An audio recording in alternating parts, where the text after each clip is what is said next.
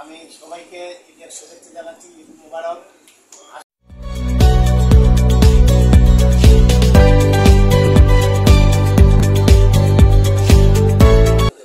আমি সবাইকে ঈদের শুভেচ্ছা জানাচ্ছি। ঈদ মুবারক।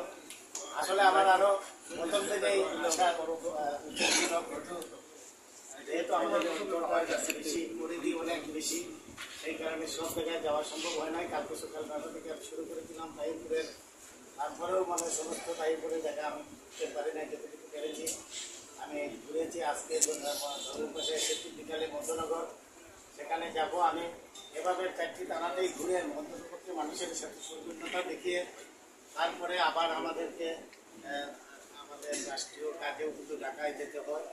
আমি চেষ্টা করে যাচ্ছি আপনারা যে আপনাদের মূল্যবান ভোট আমাদের নির্বাচিত করেছেন, আপনাদের দেওয়া প্রতিশ্রুতি যাতে আমি বাস্তবায়ন করতে পারি, সেই লক্ষ্য নিয়েই আমরা কাজ চালিয়ে যাচ্ছি। ইতিমধ্যেই আপনারা দেখবেন যে আমরা ওই যে তাহিরপুর থেকে মধ্যনগরের রাস্তাটা আমরা কাজ শুরু করেছি। আপনাদের জামালগঞ্জ থেকে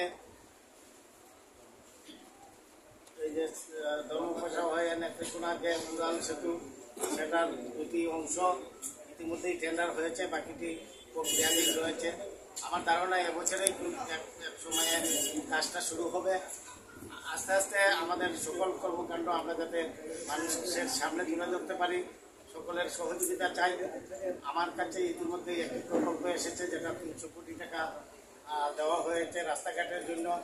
এটা 4 ভাগে বিভক্ত করে আপনাদের অংশে যেটুকু পড়ে আমি আমাদের নেতৃবৃন্দদেরকে কাছে বলেছি, ওনারা যে রাস্তায় কাজে লাগাবেন সেই রাস্তাগুলো চিহ্নিত করে আমাদের দেওয়ার জন্য, অথবা ইঞ্জিনিয়ারের কাছে দিলেই সেই রাস্তাগুলো যাতে সেই প্রকল্পের মধ্যে ঢুকে যাতে আগামী বছর আমরা সেই প্রকল্পগুলো বাস্তবায়ন করতে পারি।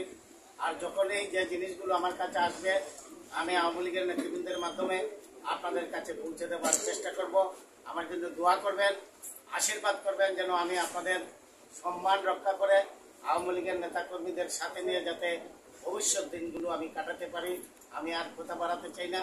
আপনাদের সবাইকে সংগ্রামী শুভেচ্ছা, ঈদ মুবারক জানিয়ে আপনারা সবাই আমার সাথে যোগাযোগ রাখবেন। আমি আপনাদের পাশে থাকার চেষ্টা করব। আপনারা সবাই ভালো থাকবেন, সুস্থ থাকবেন। জয় বাংলা, জয় বাংলা।